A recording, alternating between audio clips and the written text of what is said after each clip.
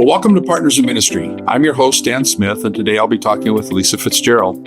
Lisa is the founder and owner of Parable Communications in Ankeny, Iowa. She's also our social media manager here at the foundation. Welcome, Lisa, and thanks for joining me today. Thanks for having me, Dan. To get things started, why don't you just give us a brief history of Parable Communications? Sure. So I started my career in the corporate world. And at the age of 29, God got a hold of my heart and I became a follower of Jesus. And then God changed all the desires of my heart. I no longer desired to climb the corporate ladder and be the first female vice president of my company. And God then allowed me to move into work at a local Christian school. And so I took all the skills I learned in corporate marketing and applied them to this ministry. And over the next 12 years was hugely blessed to be able to see that school almost double in enrollment. And then God very clearly laid out a path for me to go back to corporate. And I didn't really want to, but I was obedient to him. And then a few months in, I thought, whoa, did I make a mistake? This is not the right fit for me. I didn't find any fulfillment in corporate. The environment was not healthy. And I missed what I did at the school, but I didn't miss the school, if that makes sense. And so I had the bright idea that I'd like to help other schools and nonprofits, but I wasn't brave enough to go do it. So my plan was I'm going to do this as a side hustle until I get enough clients to make it worthwhile. Sure. And then a few weeks later, God saw fit to get me fired from that job on a Monday. And then on Thursday, I had my first client. Wow. That's awesome. Mm-hmm. Yeah. As you look back, again, with what God's done with past experiences, how has he helped prepare you for doing the work that you need to do today? Sure. So first thing he did was provide an amazing mentor to me early in my career. So I was blessed enough to have a mentor, Bill McGowan. We called him Billy Mac. He's the kind of boss that most people are lucky to get one of in their lifetime. The kind of boss you hope your children, when they grow up and go into the workforce, that they have. And so he taught me what I needed to know about marketing and how to deal with people. And then through working at a local Christian school, anybody who's worked in ministry knows ministry isn't always pretty. And I've made a lot of mistakes along the way. But that is how God is redeeming those mistakes and tumultuous times at the school. He is allowing me to use those experiences to help other people in ministry. Sure. So who are you serving now? Who are some of your clients?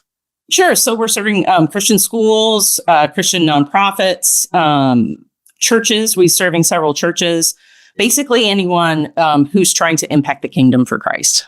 Okay. So you are focusing on faith-based nonprofits then? We work exclusively with faith-based nonprofits. We have also helped some Christian business owners with projects here and there who are serving the nonprofits we serve. But our sweet spot really is faith-based nonprofits that are impacting the kingdom. Sure. Yeah. So how do they find out about you? A lot of it is word of mouth. And another way that God keeps me humble is, although I'm this brilliant marketer, right? It's not my marketing efforts that bring clients. God brings me the right client at the right time. As a matter of fact, when I was looking to expand and add another client, I had a coffee meeting with one of my existing clients, and he and I were supposed to meet at a coffee shop at 11 a.m. because he had to leave at noon. And the coffee shop's a few minutes from my house. So I go out to my car at 10:45 to leave, and my tire's really low. So I drive up the street to the Casey's to put air in my tire, and there's a gentleman there in front of me. And he's putting air in his tire, checking it with the tire gauge, putting air in, checking it with the gauge, letting some out. So I text my client, I'm going to be just a little bit late. He said, okay, but I've got a hard deadline. I have to leave at 12:30. Okay. So then I get air in my tire and I show up 20 minutes late. So as we're wrapping up our meeting, my client looks over my shoulder and says, well, hello, Dr. Blessman. And he asked me, do you know Dr. Jim Blessman? And I said, no, I don't. So he introduced us. And Dr. Blessman is a medical doctor who got saved at the age of 50 and who is now 80. And he is a missionary in South Africa. And so we introduced ourselves to each other. And Dr. Blessman asked me, what do you do? And I said, well, I help Christian nonprofits tell their story. And he kind of perked up and said, oh, really? Do you have a card? And I said, they really should call overnightprints.com, 6weekprints.com. I'm really sorry, I don't have one. And then he asked me to write my information down. And I thought, what a sweet gentleman. He wants me to feel better about this. So I wrote it down and we all went our separate ways. And the next day I had an email from him asking me to come to his office and meet him. And he has now been a client for 4 years. But I would never have met him if I hadn't had an almost flat tire. So is he the founder of Blessman International? He is. That's an awesome work. They do amazing work. Yeah. Yes. I was blessed to be able to go there last year and see it all firsthand. It's incredible. Yeah. So what kind of services do you provide? We do a lot of communication and social media auditing.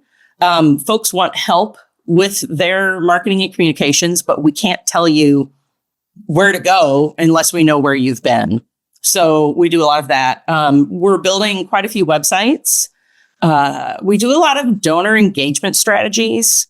We're helping with school admissions and event management. We're doing a lot of event management these days, as well as social media management. Sure. Yeah, I keep hearing you say the we. Is there someone else other than yourself that's involved with Parable? Sure. So I have a couple of folks who work alongside me, and we're all independent contractors. I have a gal, Jill, who is we're a great fit together because Jill loves to build websites and I love to write copy and optimize images for websites. And so we make a great pair. And then Lynn is a seasoned event manager. And so she helps with a lot of our events. Cool. Yeah. So why is it important for a faith-based nonprofit to even be active on social media? Oh, sure. Great question. Over 70% of Americans are on at least one social media platform. And it is a very inexpensive space to tell your story and build credibility and show how you are delivering on your mission. There's lots of choices out there for different platforms. Yes. How in the world does a nonprofit decide which one to use and which one's just set aside for the moment? Right. Well, the first thing I'm going to ask you is, what's your goal? Why are you considering being on social media? Are you looking for more people to serve? Are you looking for more donors? Are you looking for volunteers? Because when we know those things, then we can research where those people are. Drew Harden over at Blue Compass has a great article on his blog about social media and how people, specifically in Iowa, are using it. Sure. So is it okay for a nonprofit not to be on social media? 100%. If you are not committed to creating a strategy and consistently posting, it's better to not be there than to do it well. Sure. Yeah. What types of content work the best for nonprofits to post? The very first thing is mission delivery. Your mission statement is your promise to people of what you're going to do. And so you need to be able to demonstrate, I'm keeping my promise. Some other types that are helpful are like behind the scenes, if that's appropriate for your ministry. That can be pretty insightful for people to know, like for a food pantry, how do things work behind the scenes? The one thing I would caution you is to be careful if you're working with people who have been traumatized. Especially as a faith-based nonprofit, you don't want to be perceived as benefiting from their story or exploiting their story. There are ways to efficiently tell their stories without re-traumatizing them. And there are several ways to do that. And so if you serve a constituency that has been traumatized, before you commit to telling stories on social media, I would just encourage you to look up trauma-informed storytelling. There's lots of good information and good tips. Sure. So I'm a nonprofit. I decided I'm going to go ahead and dive either initially into social media or get a little bit deeper into it. And so build some strategies, and we're starting to work on some stuff. How in the world do I know whether I've been successful or not? Oh, that's a great question. I think it depends on your goal. So nobody gets on Facebook to collect likes. There's no value in that for anyone. So is your campaign, is it part of a donor engagement strategy? Is it part of your Giving Tuesday campaign or a year-end campaign? Is it part of a volunteer recruitment campaign? So there are some bigger questions to ask, but generally speaking, the number one metric I look at is engagement. So engagement tells us if your content is resonating with your followers. So engagement, what does that mean? What does it look like? Engagement means different things. Well, it's pretty consistent across social platforms. It means that somebody took the time to interact with your post, your story, your video. They liked it. They unliked it. They disliked it. It could be they shared it. It's any sort of interaction with your content. Okay. So obviously, one of the things you want to make sure that you're doing on a regular basis in your posting is provide a way for people to take action so that you can know whether or not it's been successful, what it's been doing. That's right.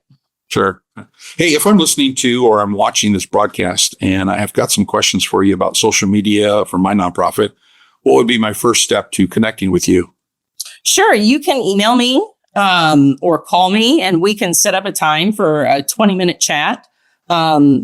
If you're doing kingdom work, I would love to talk to you. I can't be a missionary on the front lines anywhere, and I can't run a food pantry, and I can't do all these things, but I can help support those who are. So I'm happy to do that. And then we also have a quiz that folks can take assessing their current social media strategies to see if they might need some help. And so you can find that quiz on our website, or I can also give you the link, Dan, to share with folks.